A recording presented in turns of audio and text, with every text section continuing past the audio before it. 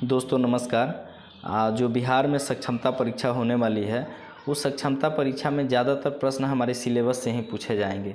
तो आज के इस वीडियो में मैं क्लास 6 का विज्ञान जो है उसके सारे ऑब्जेक्टिव प्रश्नों को कराऊंगा और ऐसे ही क्लास 6, 7 और 8 सारे कंप्लीट मैं करा दूंगा। तो हमारे साथ बने रहे और चलिए आज वीडियोस को शुरू करते हैं। पहला प्रश्न है, आलू में उपस्थित होता है। तो आलू में क्या उपस्थित होता है? मंड, प्रोटीन, वसा और खनिज लवण। तो देखिए प्यारे साथियों, आलू में मंड उपस्थित होता है, तो इसका राइट आंसर हो जाएगा ऑप्शन नंबर 1। सेकंड है, घेंघा रोग किसकी कमी से होता है? तो सबको पता होगा कि घेंघा रोग आयोडीन की कमी से होता है। नेक्स्ट क्वेश्चन है, रुक्षांश के मुख्य स्रोत क्या है? चावल, बेसन, जल, ताजे फल और सब्जियां। तो रुक्षांश का जो मुख्य स्रोत होता है वह होता है ताजे फल और सब्जियां। तो इसका राइट आंसर हो जाएगा ऑप्शन नंबर 4। नेक्स्ट क्वेश्चन है, भोजन में मंड परीक्षण के दौरान टिंचर आयोडीन के हल्के घोल की कुछ बूंदें मिलाने पर खाद्य पदार्थ का रंग बदल जाता है। तो खाद्य पदार्थ का रंग जो बदल के हो जाता है वो हो जाता है नीला या काला। क्या हो जाता है? नीला या काला। ऊर्जा देने वाले पोषक तत्व कहलाते हैं। तो ऊर्जा देने वाले पोषक तत्व कहलाते हैं वसा, कार्बोहाइड्रेट। वसा एवं कार्बोहाइड्रेट इनमें से कोई नहीं। तो ऊर्जा देने वाले वसा भी होते हैं और कार्बोहाइड्रेट भी होते हैं। तो इसका ऑप्शन नंबर 3 इसका राइट आंसर हो जाएगा। इसके अलावा इस टेबल को भी थोड़ा सा हम लोग ध्यान देंगे कि विटामिन ए की कमी से रतौंधी नामक रोग हो जाता है और इसका लक्षण क्या है? तो अंधेरे में कम दिखाई देना, कमज़ोर दृष्टि, कभी कभी पूरी तरह से भी दिखाई नहीं देता है। नेक्स्ट है विटामिन बी। तो विटामिन बी की कमी से जो रोग होता है उसका नाम है बेरी। विटामिन सी की कमी से स्कर्विक नामक रोग होता है। विटामिन डी की कमी से रिकेट्स नामक रोग होता है। कैल्शियम जो है अस्थि एवं दंत क्षय का कारण है। आयोडीन की कमी से घेंघा रोग होता है। तो इसको भी एक बार आप लोग देख लेंगे। क्वेश्चन है, वैसे वस्त्र के तंतु जो पौधों एवं जंतुओं से प्राप्त होते हैं कहलाते हैं। तो जो पौधे और जंतुओं से प्राप्त होते हैं उन्हें प्राकृतिक तंतु कहा जाता है।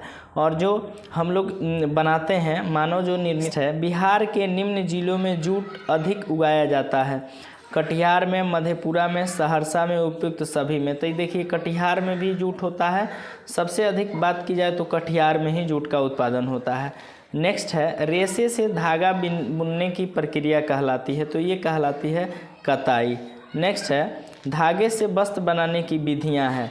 बुनाई, बंधाई, बुनाई एवं बधाई इनमें से कोई नहीं। तो धागे से वस्त्र बनाने की जो विधियां हैं बुनाई भी है और बधाई भी है। तो इसका राइट आंसर ऑप्शन नंबर 3 हो जाएगा।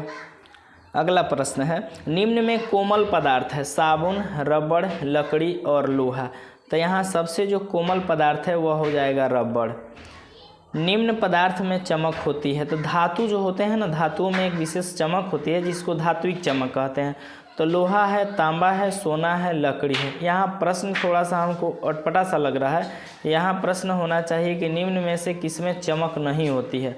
तो यहाँ इसका राइट आंसर हो जाता है लकड़ी। लेकिन यहाँ कह रहा है निम्न में से किसमें चमक होती है। तो लोहा में भी चमक होती है, तांबा में भी होती है, सोना में भी होती है। तो मेरे हिसाब से इसका राइट आंसर होना चाहिए कि सोना में सबसे ज़्यादा चमक होती है। निम्न में कौन कौन से पदार्थ जल के अलावा भी घोलक हो सकते हैं? तो यहाँ तारपीन का तेल जो है घोलक हो सकता है। वह घोल जिसमें घुल्य पदार्थ की और मात्रा घुलाने की क्षमता नहीं होती है कहलाता है, वह कहलाता है संतृप्त घोल। क्या कहलाता है? संतृप्त घोल। वैसे पदार्थ जिनसे होकर वस्तुएं या चीज़ें अस्पष्ट रूप से या धुंधली दिखाई देती है कहलाते हैं। तो उसे पारभासी कहते हैं। क्या कहते हैं? पारभासी। 3 तरह के पदार्थ होते हैं, एक पारदर्शी जिसे आर पर दिखाई देता है, एक अपारदर्शी जिसे आर पर बिल्कुल नहीं दिखाई देता है, और एक पारभासी जिससे क्लियर रूप से धुंधला धुंधला दिखाई देता है। तो इसका राइट आंसर ऑप्शन नंबर ग हो जाए। वे पदार्थ जो पानी या अन्य तरल पदार्थों में घुल जाते हैं उन्हें क्या कहा जाता है? तो जो घुल जाते हैं उसे घुलनशील कहा जाता है। क्या कहा जाता है? घुलनशील।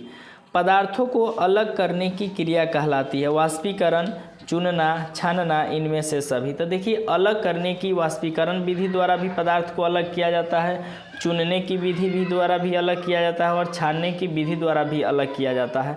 तो इसका राइट आंसर हो जाएगा इनमें से सभी। जल में अघुलनशील एवं जल से भारी कण बर्तन के पेंदे में जम जाने की क्रिया को कहते हैं। तो थिराना कहते हैं। क्या? थिराना। थिराने के बाद जमे हुए पदार्थ से जल या अन्य द्रव को अलग करने की क्रिया कहलाती है। तो निथारना कहलाती है। क्या कहलाती है? निथारना।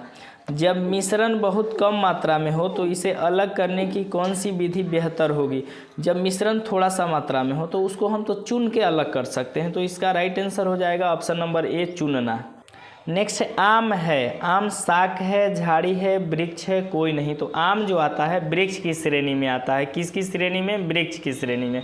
पत्तियां जल का उपयोग बनाने के लिए करती है।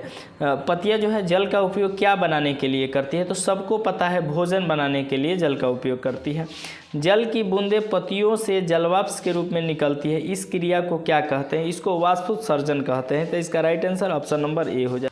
अगला प्रश्न है फूल का नर भाग है। तो देखिए फूल जो होते हैं पौधे के जनन अंग होते हैं और फूल के 4 भाग होते हैं ना, अंकुड़ी, पंखुड़ी, पुंकेसर और स्त्रीकेसर। यहाँ पूछ रहा है फूल का नर भाग क्या है? तो नर भाग पुंकेसर होता है। क्या होता है? पुंकेसर।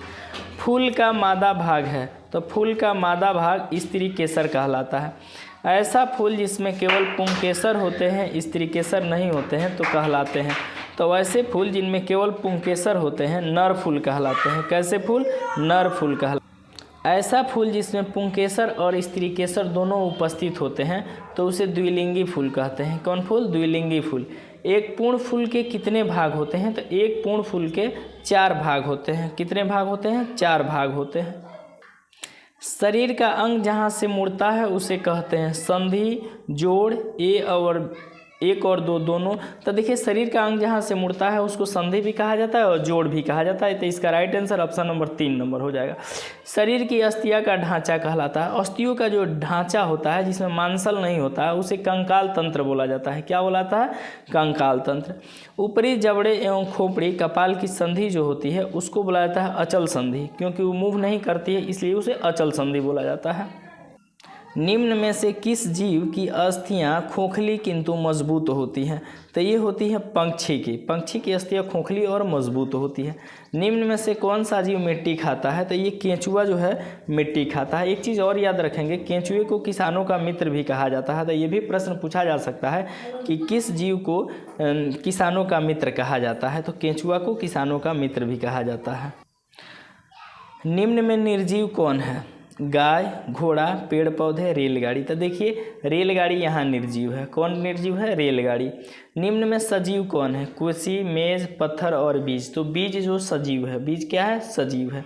सजीवों के मुख्य लक्षण नहीं है। श्वसन इसका लक्षण है, वृद्धि भी लक्षण है, प्रजनन भी लक्षण है, स्थिरता लक्षण नहीं है। कौन लक्षण नहीं है? स्थिरता। पौधे अपना भोजन निम्न क्रिया द्वारा स्वयं बनाते हैं। किस क्रिया द्वारा पौधे अपना भोजन बनाते हैं? तो प्रकाश संश्लेषण की क्रिया द्वारा। किसके द्वारा? प्रकाश संश्लेषण की क्रिया द्वारा। नेक्स्ट है निम्न किस पौधे की पत्तियां छूने पर अचानक सिकुड़ जाती है? तो वह होती है छुई मुई। कौन? छुई मुई।